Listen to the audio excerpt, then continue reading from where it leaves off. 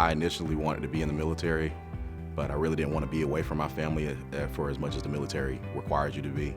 I decided to go into law enforcement. It gives me a great sense of pride to put this uniform on, to willingly protect and serve a lot of people that can't do it for themselves. I heard the call go out over the radio for a robbery.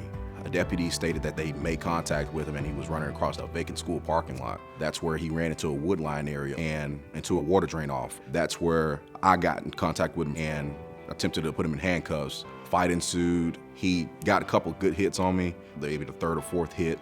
That's about as far as I can recall. I came to and I saw that he continued to run further down under the interstate drainage ditch to where the other deputy passed me, and I told him that's where he went off to.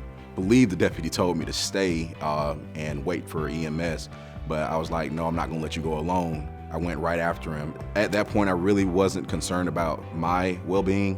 I was more or less concerned about make sure that this deputy is gonna be okay. So they got the suspect on the other side of the ravine, on the other side of the interstate. They told me to just go ahead and sit in the ambulance and make sure that I'm okay. Thank you for your nomination. Thank you for your support. Thank you for continuing to support law enforcement. The Shield Club is specifically looking out for the betterment of that deputy or that individual person that they're sponsoring for, and I really do appreciate them for that.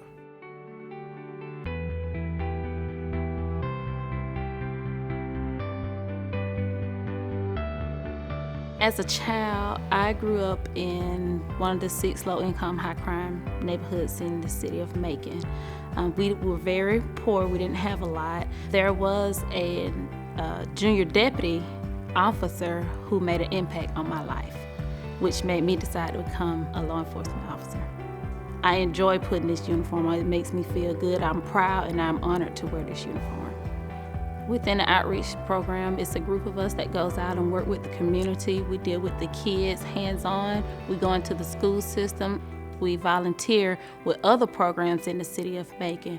I'm a CHAMPS instructor, as well as the lead advisor for our Exploring program. A lot of times, law enforcement are looked down upon. So when we go into the school system and we interact with them, we show them a different side of law enforcement.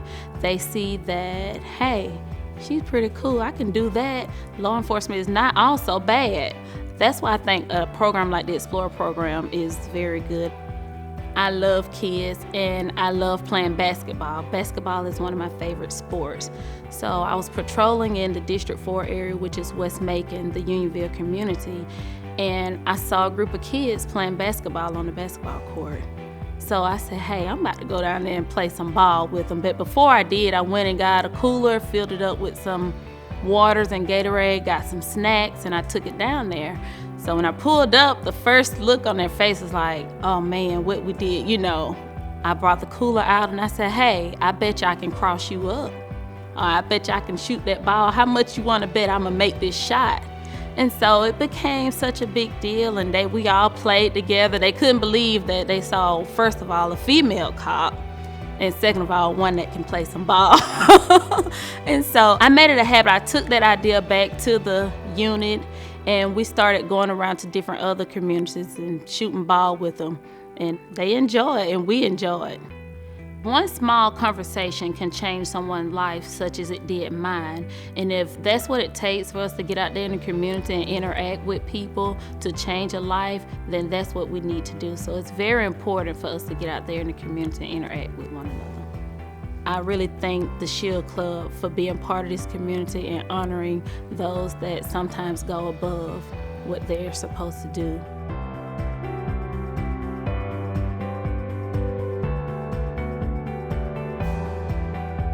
It started a long time ago.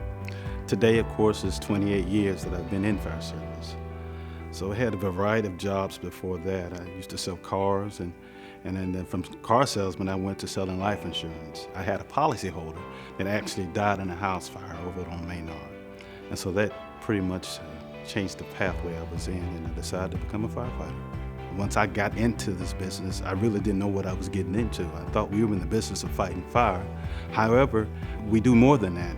I've seen the bad things. I've seen people burned in buildings, little kids hurt, and I took that experience and channeled it actually to teach the next individual, to prepare them. It feels a great sense of pride to know that each individual that comes in our organization is going to have a set of skills. And I tell each individual, once they leave our facility, that I have to be comfortable enough for them to work on me or my mother. And you have to have those skills to be able to prepare to handle that. We really had to change the way we train.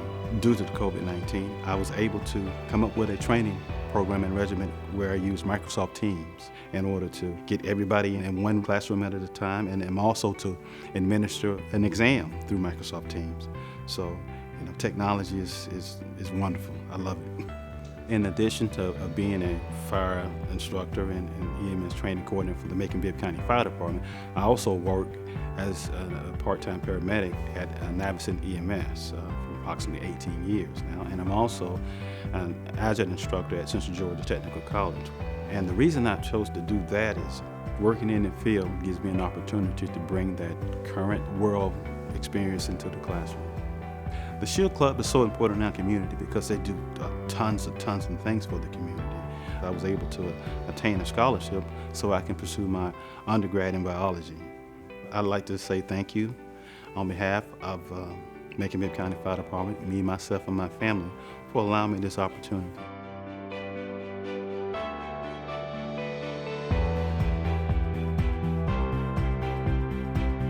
Initially, I had no clue what I wanted to do. When I graduated high school, I ventured out doing a lot of different things.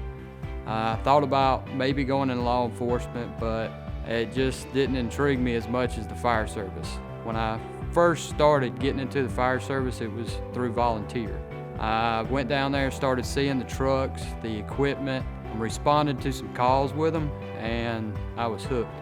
It's never the same thing every day. That's what I enjoy the most about the fire service.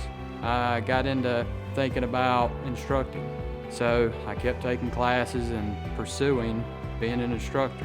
I kept persisting at it and applied for the positions. Chief offered me a position to be out there and help train. I moved up and then became currently the lead fire instructor for the fire department, and I enjoy it tremendously. You're getting people off the streets and people with different backgrounds that have no clue about the fire service or EMS service.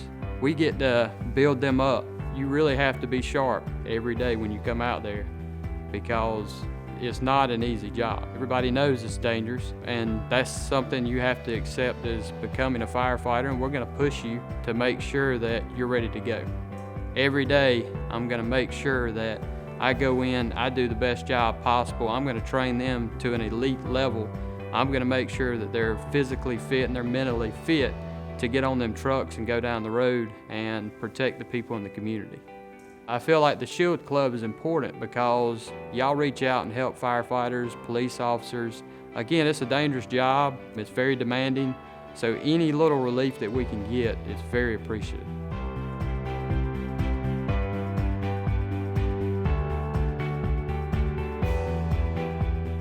I came up on an accident while I was working at a local record service.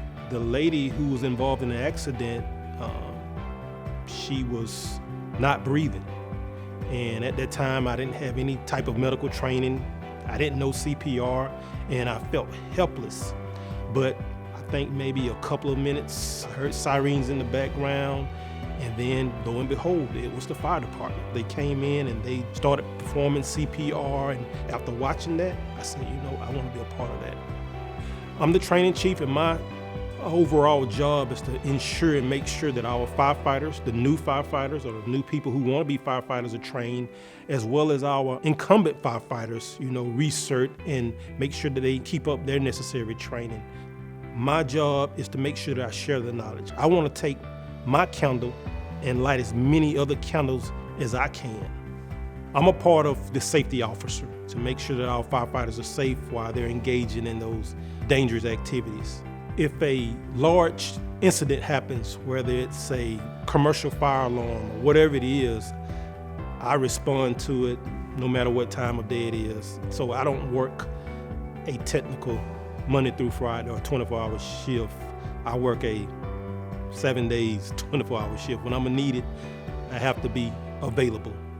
The reason you do this job or the reason you have this career is not for money, it's not for fame, it's just a desire to help, just knowing you made a difference. You made a situation that was worse better, and that means a lot. That means everything. So with the Shield Club doing this for first responders and public safety, that speaks volume. That speaks volume that, they think enough about their public safety to say, okay, you know what, I want to acknowledge you for what you've done. And it helps us to know that, you know what, somebody else is thinking about us.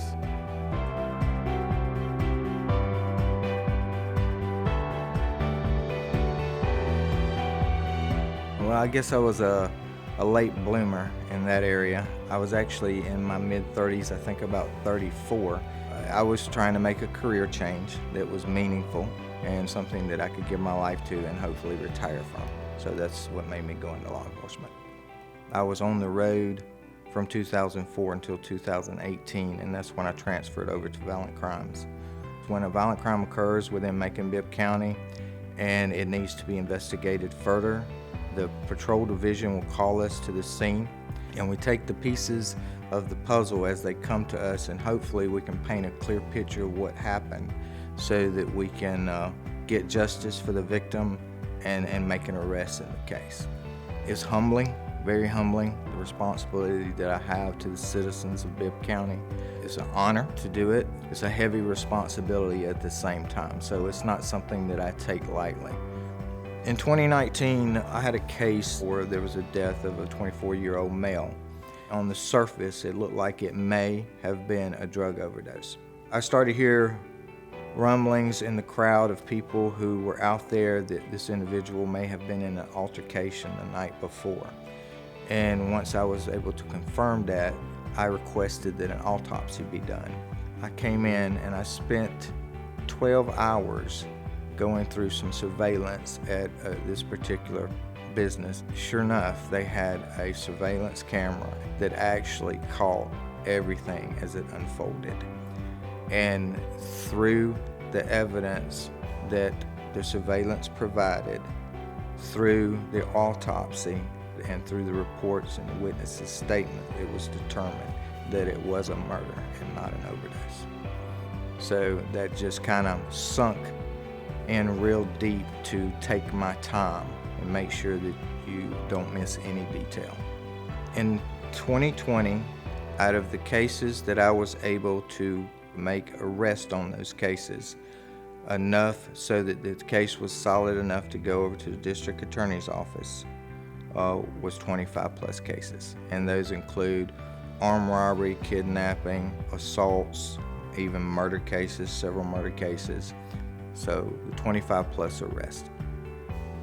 Outside of my faith and my wife, which is my strength and my backbone, to know that you have groups like the Shield Club there that'll support you and that'll back you, it kind of negates all the negativity that's coming our way, and it makes it worth it. It really does.